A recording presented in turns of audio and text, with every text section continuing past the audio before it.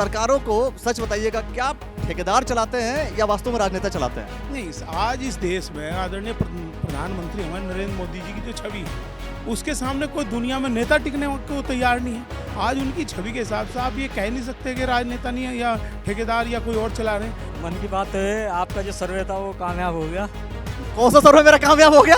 कि भाई हमको परिवर्तन हो सकता है, हो गया, सरकार पार्टी को टिकट बदल दिया हमारा, बस और क्या। याद रखिए, द न्यूज़ वाला नेटवर्क बिल्कुल सही बात बोलता है। सही बोल रही थी पार्टी ने तो। लेकिन मेरा सर्वे जो है निशंक जी को टिकट ना मिले इसके लिए नहीं था। मेरा सर्वे वो था जो जनता कह रही थी, वो हमने दिखाया। नहीं चलो खैर वो तो बात सही, मगर आपकी फिर भी बहुत बातें ऐसी सटीक थी जो बिल्कुल एकदम निशाने पर आग लगती है, और जो आप सर्वे करते हैं वो काबिले तारीफ रहता है आपका।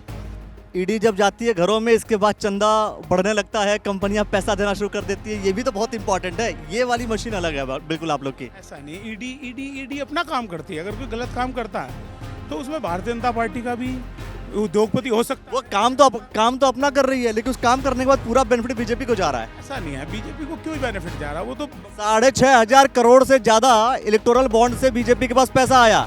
जी, आज देश में दुनिया में सबसे बड़ी पार्टी भारतीय जनता पार्टी है। दोस्तों आप सभी का नमस्कार, आप देख रहे हैं द न्यूज़ वाला नेटवर्क। आज हम लोग एक ऐसी जगह पर हैं जहां पर खैर रूठने मनाने की बात नहीं है, यहां पर फिलहाल जिला बैठक हो रही है। रुड़की को जिला घोषित किया गया है बीजेपी के पर्सपेक्टिव से। बीजेपी ने संगठन के दृष्टिकोण से रुड़की को जिला घोषित किया है, और इस जिले के जितने भी बीजेपी के कार्यकर्ता हैं वो यहाँ पर आए हुए हैं।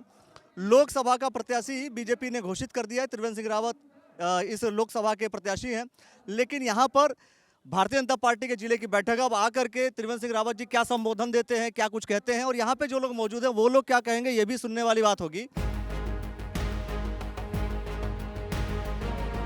देखिए, अब तो आप बहुत खुश होंगे। पहले से ही खुश हूँ, पहले से ही खुश हूँ। क्योंकि क्या होता है कि जब आपने देखा कभी मुझे नाखुश? मैंने नाखुश नहीं देखा आपको, लेकिन अच्छी बात यह है कि जब मान लीजिए आप किसी समर्थक का अगर टिकट हो जाता है तो और बेहतर हो जाता है, खुशी और 2 गुना 3 गुना बढ़ जाती है कि नहीं? ऐसा नहीं, ऐसा नहीं है कि पहले से भी हम तो भारतीय जनता पार्टी कार्यकर्ता हैं। किसी को भी मिलता हो तो एक थोड़ा जिससे ज़्यादा नज़दीकियाँ हों उसके लिए थोड़ा ये रहा कि भाई आदमी, आपको ऐसा लगता है कि भाई हम बहुत खुश हैं, लेकिन ऐसा कुछ नहीं है। जो भी जिसको भी मिलता है उसी के साथ उतने ही मन और धन से काम करते हैं। एक बात है, कई बार ऐसे लोग कहते हैं कि मैंने सवाल भी पूछा है कि बीजेपी के एंटी में या धुर विरोधी कौन सी पार्टी होगी, किससे टक्कर होगा, किससे मुकाबला होगा। आज वो सवाल नहीं पूछता। आज सवाल ये है कि ऐसी कौन सी पार्टी होगी जो आपका ज़्यादा समर्थन कर देगी, क्योंकि ऐसा कई लोग बोलते हैं कि भाई ये ए पार्टी है, ये बी पार्टी है, ये ए पार्टी है, ये बी पार्टी है। तो बीजेपी की बी पार्टी कौन सी है, ये बता दीजिए मुझे। बीजेपी में कोई बी पार्टी नहीं, सब ए पार्टी है। बीजेपी में ऐसा कुछ होता ही नहीं, सभी लोग भारतीय जनता पार्टी के साथ हैं।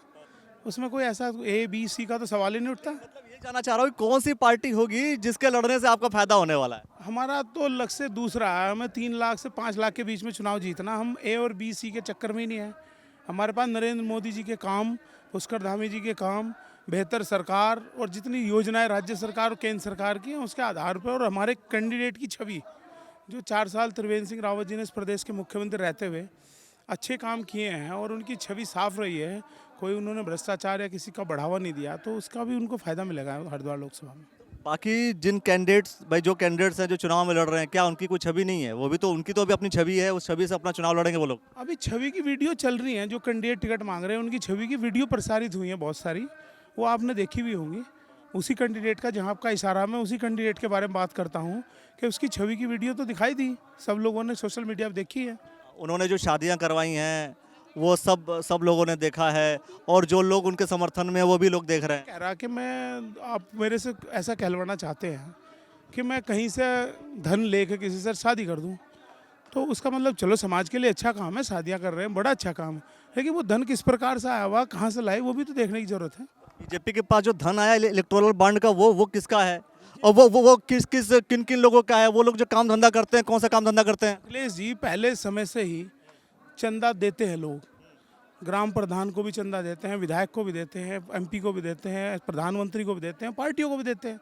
बहुजन समाज पार्टी के पास इतना पैसा है, वो चंदे का ही तो पैसा है। कार्यकर्ताओं ने चंदा दिया, रसीदों के नाम पे दिया, चाहे वो टिकटों के नाम पे चंदा दिया या पार्टी के नाम पे चंदा दिया, तो चंदा तो भविष्य में पहले से चंदा आता है, और चंदा आज भी आ रहा, आगे भी चंदा आएगा। लेकिन वो जो चंदा है, ईडी के बाद ज़्यादा चंदा बढ़ गया, ईडी जब जाती है घरों में, इसके बाद चंदा बढ़ने लगता है, कंपनियां पैसा देना शुरू कर देती है, ये भी तो बहुत इंपॉर्टेंट है। ये वाली मशीन अलग है बिल्कुल आप लोग की। ऐसा नहीं, ईडी अपना काम करती है। अगर कोई गलत काम करता है तो उसमें भारतीय जनता पार्टी का भी उद्योगपति हो सकता है। वो काम तो अपना कर रही है, लेकिन उस काम करने के बाद पूरा बेनिफिट बीजेपी को जा रहा है। ऐसा नहीं है, बीजेपी को क्यों बेनिफिट जा रहा है? वो तो 6,500 करोड़ से ज्यादा इलेक्टोरल बॉन्ड से बीजेपी के पास पैसा आया। देश जी, आज देश में दुनिया में सबसे बड़ी पार्टी भारतीय जनता पार्टी है।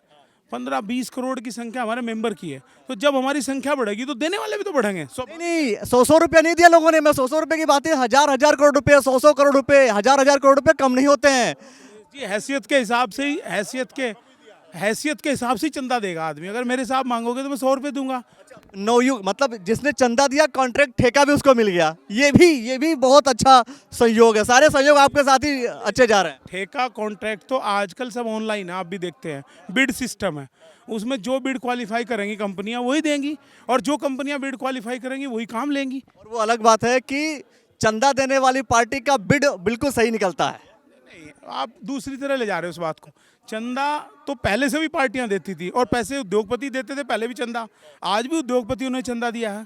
तो वो चंदा जब उनके काम उतने बड़े हो गए तो ज़्यादा देंगे। ठीक है, अब ये छोड़ देते हैं किसने लिया किसने दिया, क्या हुआ क्या नहीं हुआ। मैं कह रहा हूँ कि ये जो सरकारों को सच बताइएगा, क्या ठेकेदार चलाते हैं या वास्तव में राजनेता चलाते हैं? नहीं, आज इस देश में आदरणीय प्रधानमंत्री हमारे नरेंद्र मोदी जी की जो छवि है, उसके सामने कोई दुनिया में नेता टिकने को तैयार नहीं है। आज उनकी छवि के हिसाब से आप ये कह नहीं सकते कि राजनेता नहीं है या ठेकेदार या कोई और चला रहे हैं। आज देश में आदरणीय प्रधानमंत्री की छवि के हिसाब से भारतीय जनता पार्टी और हमारे राष्ट्रीय अध्यक्ष जी नड्डा जी। लास्ट सवाल कि अगर कोई चंदा जितना देता है उसके एवज में पार्टी उनको क्या देती है? पार्टी सम्मान कुछ नहीं, सब कार्यकर्ता हैं वो भी पार्टी के।